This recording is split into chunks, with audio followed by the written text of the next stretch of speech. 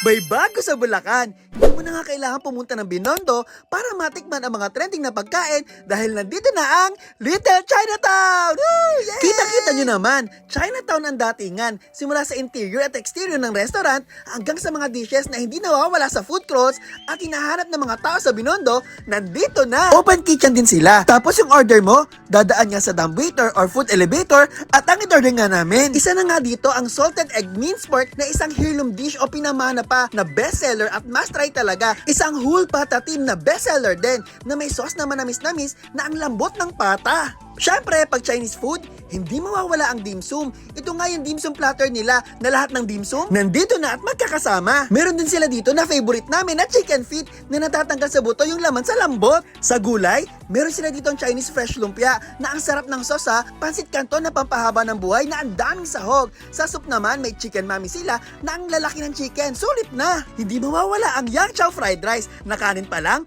ulam na! At nag-black gulaman nga kami sa drinks! Ang dami niyo pa nga din mga Chinese food na pwedeng pamilian sa kanilang menu. Naka 20% off pa nga sila sa total bill nyo. Located nga sila sa Barangay Caipombo, Santa Maria, Bulacan. Malapit sa KFC Plaza de Caipombo. Bukas sila araw-araw simula alas 10 ng umaga hanggang alas 10 ng gabi. Don't have to go to Manila. Wala ng traffic. Narito lahat. We have already picked the best in Binondo here in Little Chinatown. Halika na! Bye-bye!